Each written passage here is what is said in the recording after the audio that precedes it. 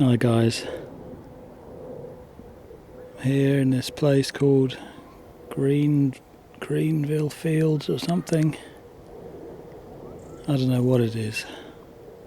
I don't know how I got here, but I just saw that Alien Romulus film,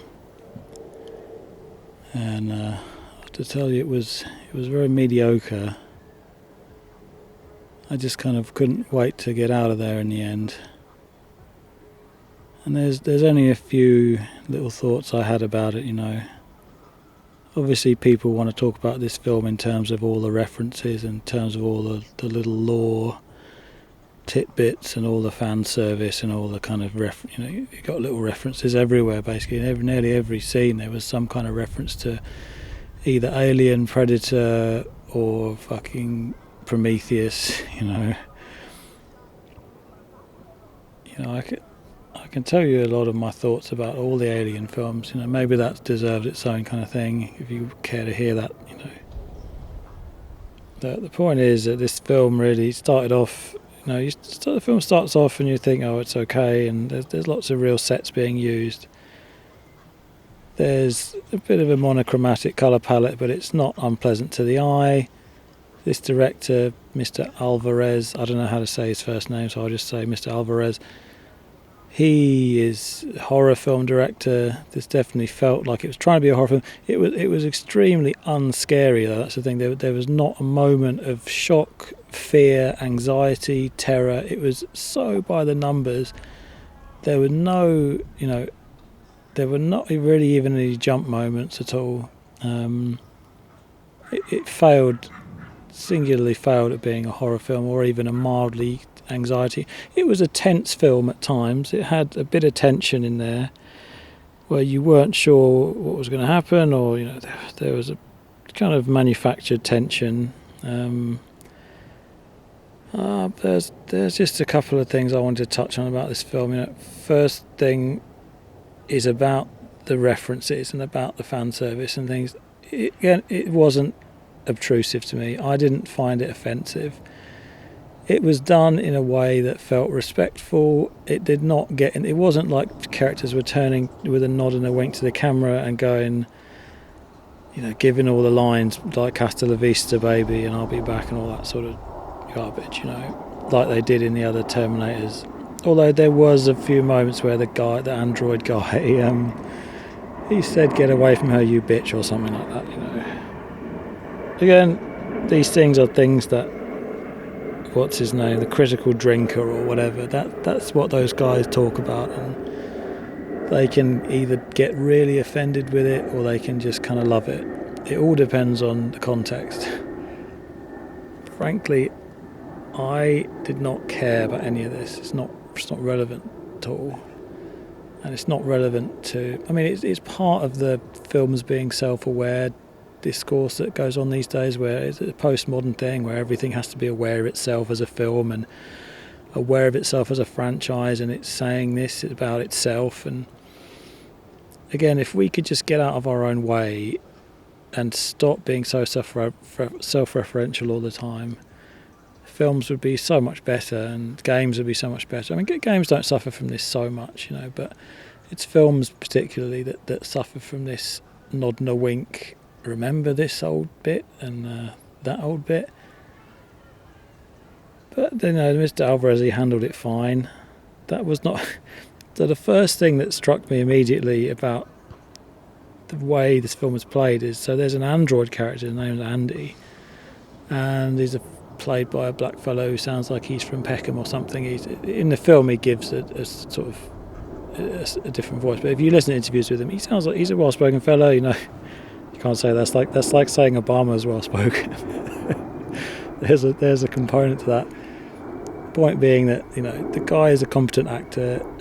I didn't think anyone in this film gave a very convincing performance, though. I thought nobody in this film was really compelling as a character. They were all going through the motions, and that is kind of what the theme of this discourse is about this film. It's about going through the motions and people praising going through the motions as a good thing, as if you're kind of being respectful. Again, going through the motions is not really being respectful. It's not homage, Anyway, this fellow Andy, android Andy, the guy plays a character as if he's autistic, and I immediately picked up on this at the beginning. He plays a character literally like a stereotypical version of an autist, and I hope other people realise this is what the character's kind of doing. And it's like he doesn't understand social cues. He gives off these kind of weird jokes, and he's bullied by other characters for being a bit weird and not kind of fitting in socially.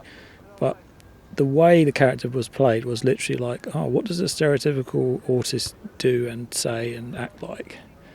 And there wasn't necessarily a woke component to this or a racialist dimension to this at all. There's no kind of quips about the fact he's black and that means he's persecuted. I mean, obviously some people, maybe they can read into this as the fact, it's the blackness of being an android or something. I don't know. But he's there, he's fine. The film was mainly about him, honestly. He was really the main lead of this film. And the whole film was really about how he changes when a different chip gets put into his head, and his attitude changes and the way he relates to the other characters changes, and he basically there's moments where he kind of struggles with his own humanity, even though the guy is literally just synthetic. I mean, he's struggling with these different directives in him, and it's a little bit like Blade Runner light in a way, where you think, but then they never push it to the film is not about whether an android can be human at all or can he act human. That's a layer of it. That's more kind of like a superfluous layer that's kind of maybe through osmosis of all the Blade Runner films that we've had, and or the two Blade Runner films we've had, but they were very culturally significant. There's that osmosis where it's like, oh, can he be human? Can he act of his own? Can he have emotions and things? But again, all the other Alien films played with this in far deeper and more significant ways. There were androids in, I think, all of the other Alien films, and even the tiny part. I don't want to really get into the other Alien films because they're so much more interesting to discuss. That could be hours of discussion, but the other, obviously, there's android characters in all the other Alien films. Bishop is, Lance Henriksen's amazing sort of cold but warm portrayal of Bishop is a fascinating character, obviously, and he's perfectly cast for that. This guy who played Andy is more based on a physical acting, and he's very much focused on the little grimaces and the little shrugs and the little kind of twitches that he does to show that he's not a person. And there's a lot of acting with his eyes and a lot with his face, and it's fine. It's fine. It's film school acting. It's like competent. You never feel for a second though that this guy this thing is a robot. You think, oh, this is a guy who went to acting school. He's acting as well as a robot. Whereas in Aliens, you had Lance Henriksen, and you genuinely felt quite a sense of weird revulsion from him because he acted so human, but he was not human. And then obviously, David from the Prometheus films. I don't want to fucking talk about Prometheus because Prometheus is, to me, is an incredible piece of shit. And Covenant, obviously. But there's been this kind of standard set that when you play an android in Aliens, you have to play him like this kind of psychotic, but you feel that there's a sense of revulsion or a sense of what's the word, unease, or there's an uncanny valley dimension to an android, obviously, because they look entirely human, they act human, they bleed even, there's weird stuff about android physiology, like, okay, so how much can they survive being damaged, and there's all sorts of rubbish about the lore of them. So he's a big part of it, this character. But I mean, there's a lot of this. The main thrust I want to talk about this film is basically about how it is kind of emblematic of a certain age, and it does represent the signs of the times, and that autistic thing is part of it as well. And there's another dimension to that where there's another dimension to how it represents the signs of the times in the sexual dimension. And so I mean, you got Andy being this android, and he's sort of like her brother, and they have a kind of a caring relationship. Their parents are dead. The characters are all very young. That's fine. There's nothing necessarily wrong with young characters, but the characters, again, do not really feel fleshed out particularly. You know, that there's bits of story given in, you know, in little bits. This one character, he didn't like the fact that an android let his mum die or something, you know, and then he dies really early on anyway. But then at the same time, you know, I don't want to be entirely negatory to this film, and so, you know, Alvarez, he handles it fine, he directs the kids fine. The kids are, you know, the film kind of rollicks along, you know, you're never bored, although by the end you get more annoyed as you go through this film, basically, and I found myself getting more kind of annoyed. I was never like, oh, I wish this was over, until the very end, where I did wish it was over. But yeah, you do get slightly peeved throughout the course of the film, because things just happen and happen and happen, and then people die, and they die in quite dumb, predictable ways. And that, I suppose, that leads me on to the other dimension of the film, where it's kind of like, it's this atomized zoomer character study, where you have characters who are very young and they're very selfish, and they act in ways which are kind of autistic and selfish. And that's the stereotype, obviously, of the zoomer, you know, where they act in ways where, like, they're just entirely interested in, they don't like society, because these kids, the whole thrust of this film is basically like, oh, we hate society and we want to leave, and we want to go to a paradise. And they live in a colony where there's no sunlight or whatever, so they're pissed, obviously. And then there's all this reference to people dying of horrible diseases, and they're you know, it's a crude commentary on, you know, working conditions being bad, and kids not being able to buy a house, and kids, you know, nowadays. I don't know if Alvarez was, I don't know if he wrote the script, but whoever wrote the script was probably trying to do a little bit of a commentary on kids these days are trapped in a suffocating environment where work is not fulfilling, and you have to fucking go and slave away and die, and they want to get away from that. But in trying to get away from that, the kids in this film end up in a worse problem than they would if they just stayed back on the colony where there's no sunlight, and they die. You know, they all die apart from one girl, and it's very weird the way she kind of just, I don't know, there's a certain unempathetic dimension to it, where that's, I suppose, what comes from the horror film dimension, where Alvarez is famous for doing horror films, and he says everyone has to die, and they have to die in a significant kind of way, or a way that punctuates the film. I felt like people died at a rate that was extremely regular. When people started dying in this film, they just died every 10 minutes or so, basically, and they all die in fairly innocuous ways. It's not even really particularly gory or bloody or horrific, you know. And obviously, you know, you immediately want to draw comparisons to the first Alien, where there are some tremendously impactful and deaths that shock the whole. That you're left in a state of shock throughout the whole film in Alien 1. You're like, what the fuck just happened? And you're in a state of tension the entire time, because you're like, what on earth is going to happen next? How is this thing gonna? What even is this thing? You know. Whereas in this one, you're like, well, okay, he died, and yeah, it's kind of not even really worth talking about. But the point is that the characters come off as this kind of disaffected, selfish, autistic, socially inept. They make sort of quips and things, you know, and then they're not unlikable though. They're not horrific. Like, again, you can look at people are saying, oh, this is better than Covenant, this is better than Prometheus, because the characters in Prometheus were straight up fucking retarded. Like, they did amazingly idiotic things that no person with a sense of self-preservation would ever do or ever think of doing.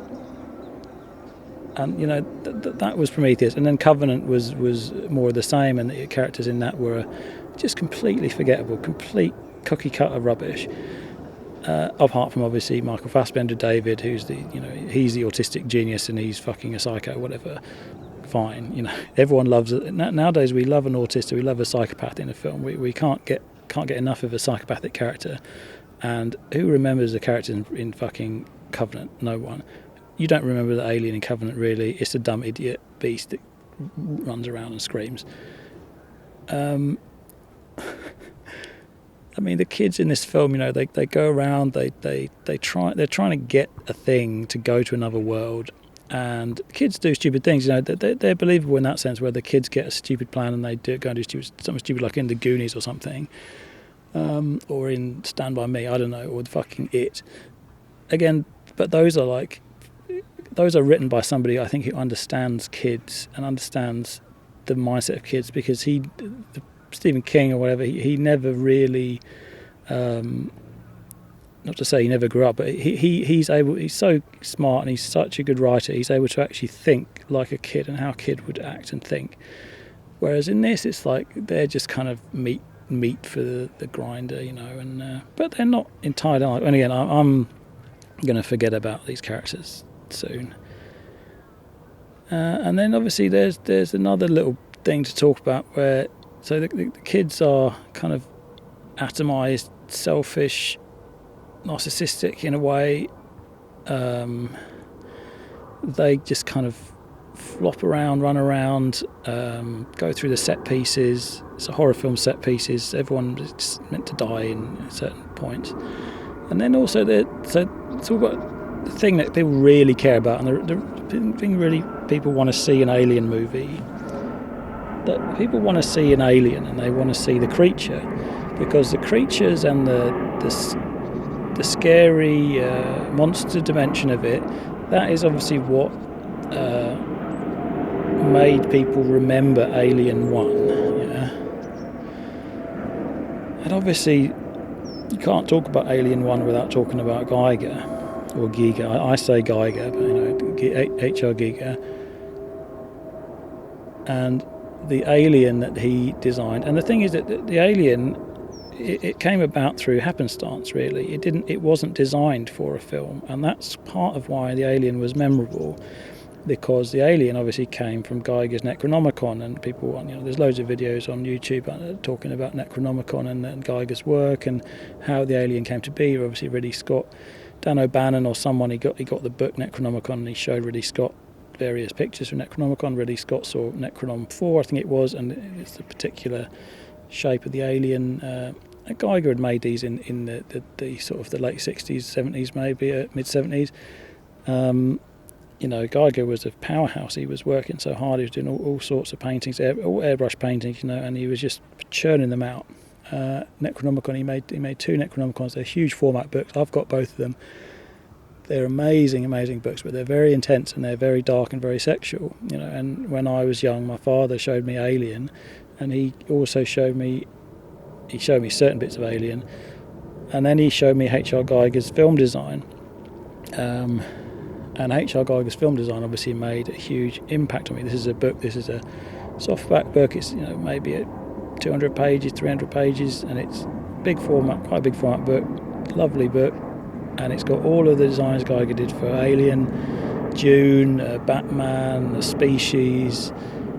Amazing book. I would always recommend to anyone, But this is obviously Geiger's film design. Geiger wasn't really a film guy before Alien. Obviously, he was a painter. He was a surrealist painter. So, the point is that Geiger designed the alien, but he didn't design the alien for the film. He made a Necronom, and then Ridley Scott saw a Necronom and thought, this would be a far scarier monster than the monster that we've got Dan O'Bannon or whoever designed, which, to be honest, looked like a chicken or something. It looked dumb. And it was a gore monster. It was a silly monster. It had silly eyes. And then Geiger comes along with this literal fucking nightmare horror. Ridley's like, right, we've got to make this. There's loads of lore about how the alien suit was made. They found a Nigerian fellow, Bolaji Badejo, and Geiger got the whole fucking latex suit made. He got bones and he carved styrofoam for hours, and he was really intense work on this suit. The suit was bloody amazing. And again, let's talk about a little bit about the alien design in this fucking Romulus film, because people do a thing nowadays where they get the alien and they plonk it in a film, but they don't understand any of the Geiger's mindset at all. And they think, if it looks like that, it's scary. If it looks a little bit like, the way that we think, the alien got flanderized, basically, or the design of the alien became flanderized, or it became refinement. Refinement culture kind of came and mutated it, where the real scary parts of the alien, like the fact that it was made of fucking real bits of industrial machinery, and it had condoms for tendons, and it had translucent bits, and it had, it was really part of us, basically. That was what was scary about the what they call the big chap in Alien. And also it didn't have the weird digigrade feet or whatever, where you got the weird wolf-like feet where it's got extra joints in its legs.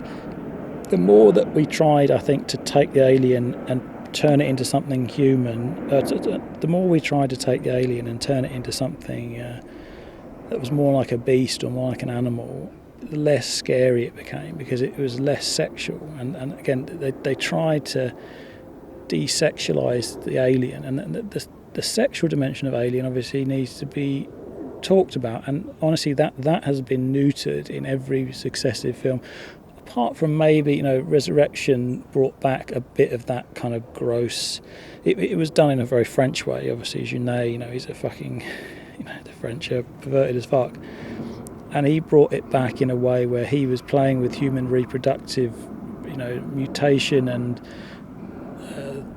deformed fetuses and all kinds of things. And that was interesting. Resurrection, I think, is an underrated gem in a way. And, rehabilitation of Alien Resurrection, it is happening gradually. Anyway, point being that, so I heard somebody describe the aliens in this Romulus film as they say the aliens are just jobbers. They're designed to die, they're designed to lose, and they're not really a threat. And I agree, honestly, with that kind of conception of it, where the aliens were not a threat at all. You knew exactly when an alien was allowed to kill someone. There were lots of them for a start. They came out of nowhere. There was one chestburster scene where the Chinese girl with a shaved head got a chestburster, and it kind of came out, and we all knew what was going to happen. It was a bit like, it was almost a homage to the scene in Resurrection where Purvis gets a chestburster and he blasts it through that guy's head. Although it didn't, it was kind of filmed in the same way, but it wasn't as shocking as that scene, which was frankly an amazing scene, and should be commended for the sheer gross factor of that fucking scene, and the genuine shock factor of that scene was amazing. Again, there was nothing like that in this film at all. There was nothing. Maybe we've just been too much immunised to all dangers. Maybe we've been blasted with all this imagery and this sexualized Geiger thing, and it's become just a kind of a campy, silly thing now. I think it honestly has. In the first Alien, I can't talk about this film without talking about the first Alien more. In the first Alien, obviously there is a rape dimension to the whole thing. The whole thing is about violation, rape, sexual diseases, having sex and then you die. E. Michael Jones talks about this a lot, obviously. These are really obvious takes that anyone with even a slight Freudian, they were saying this in the 70s, obviously, that people were fully aware of the Freudian, probably more aware now of the Freudian dimension to Alien. And Geiger wasn't a guy who was trying to be like a postmodernist. He was just a guy who he was obsessed with sex, and he had dreams of fucking machinery and sex, and that is just kind of a guy like channeling something very modern. He didn't choose to. Geiger wasn't trying to be like something. The thing with Geiger is that he tried to be an edgy occult guy, where he had the sort of occult dimension where you had Satan and things, and Jesus being used as a catapult by Satan and stuff. Like you saw in the Celtic Frost album covers and stuff. And there was a cult dimension to Geiger, but I think the core of Geiger's work, where he did have the biomechanoid stuff, and it was just a pure channeling of the subconscious, of the sexual subconscious, where there's the penis envy and everything's a dick, and then there's a wall of dicks, and there's a wall of a fucking dripping vaginas, and sometimes it's over the top. But that was what Geiger was. The 70s were an over the top decade. It was a very grimy and a very nasty. It was genuinely like a slutty decade, because everyone realised that the 60s were not really as free. The love was not as free as we thought it was. The love actually came with a price, and it came with the price of disease, death, and general moral depravity. And Alien was a reflection of that, where as soon as you inject this monster, this sexualised rape monster that comes into this fucking ship full of completely oblivious working class people, basically. These guys are very faithfully portrayed by all the characters. Amazing. Mr. Koto, Yaphet Koto played, the guy who talked about the bonus situation, Parker, and Harry Dean Stanton, and obviously Sigourney was amazing. And these guys, they sit down on a table and they have a conversation for about 10 minutes of the film, and you believe every word. And that is so essential. That conversation is not necessarily about giving you the plot. It's not about giving you the motivations, although they do give a bit of backstory on the characters. But that conversation is purely designed to is to immerse you in the world and say these are real people, they're in a real situation. This is not a game, this is not a video game of a horror or a ride. Basically, this is not just a ride where you go forward and something jumps out and then something jumps out again. So Alien, it may have been a horror film, or people consider it to be a horror film, but it was never staged as a horror film, and that's what made it scary, because people were not expecting the shocks and the various moments that came after that. And the fact is, you were still fully invested in these characters, and you were invested in their fear and in their lives and in their eventual deaths. You really felt it when Brett died, and he died bravely. He was trying, but he died stupidly. But people do stupid and brave things and foolish things. The point is that it was believable that he would have done those things, and that they were in a situation where people would have been, forced to do things like that. And obviously the monster, the alien itself, is terrifying. It's genuinely terrifying, and it's still scary today. It's not a jobber. It's not designed to die. It's not designed to cause an environmental hazard. It's not, something in the way. It is a genuine force of pure sexual dread. It's you can't get away from it, just like you can't get away from your own strange desires or your own sexual fears or whatever. Everyone has that dimension to them, and that's why Freud was able to talk about these things in the way he did, even though Freud is there's a lot of people talk about Freud, and some people try to rehabilitate Freud, some people say he's totally discredited. Again, the fact is that there was a moment in time when people acted as if these things were all very serious and they were all very real, and I think that they've been these things, they become they're more on the surface sometime and they're more underneath sometime, and I think in the 70s that was when a lot of that stuff came to a head, with pornography and sexually transmitted diseases and free love kind of turning into hedonism and decadence and destroy. Again, it's about sex destroying you. Point is that Alien Romulus had none of that at all, and it was not, maybe even not trying to that. Although, okay, there was, talk about the fucking ending now because this is getting boring. So at the end of the film, Isabella Merced, very beautiful woman by the way, lovely Latina queen. She is pregnant. She basically has a mutated child, and it turns out to be this ridiculous, stupid, fucking retard thing, which is a completely useless ending, and basically left a sour taste in my mouth and most people, I think, who was in the film. She gives birth to this stupid creature that grows into a fucking massive freak man, and it dies after about 5 minutes. It's bloody stupid. It has no the dimension of that, where again, so she makes a flippant reference. Merced's character, she makes a flippant reference. So someone says, "Oh, whose baby is this?" And she said, at the beginning of the film, she says, "Whose baby is this?" to her, and then Merced says, "Oh, I don't know. It's some guy's," and it's implied that it's one of the guys who died it's one of the guys who dies early on in the film, like the fucking Cockney fucking geezer. Who cares? So people can read into that whatever you want. Say, oh, we're living in a fucking sexual fucking post Andrew Tate, post Manosphere world. This woman is having frivolous sex, and she's having her baby out of wedlock. It's not trad, whatever you want to fucking say. Point is that she's pregnant. She has an injury, and then she has to inject herself with a stupid black goo from Prometheus, which is a complete fucking what's the word for a thing?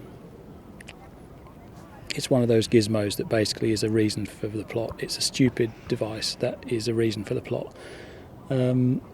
it makes no sense, there's no point, there's no real place in the world, it's just a dumb thing that does dumb things, and then it gives you an excuse to have a horrible mutant monster. The goo is stupid, and I think that the goo should be removed from every fucking movie. And again, they shouldn't make any more of these movies. It's dumb to begin with, but the fact that goo was in the movie obviously meant that Alvarez took Prometheus too seriously, or he took it seriously at all. He took Covenant seriously. I think he probably didn't want to offend Ridley Scott, because Ridley Scott was giving him money for this film to do his production stuff.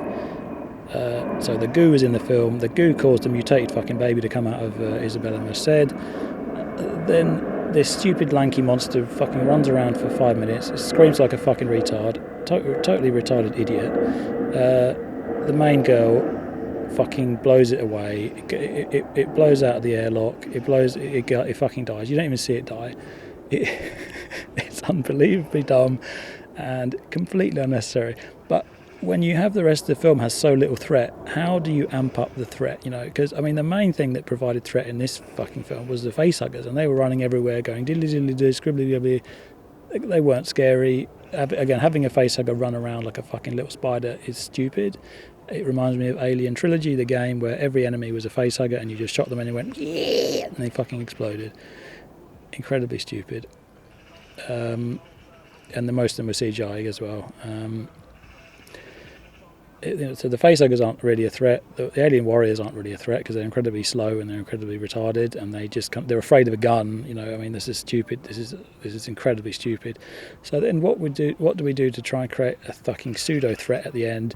We fucking have Merced give birth to this ridiculous lanky fucking freak man, and he comes out and he goes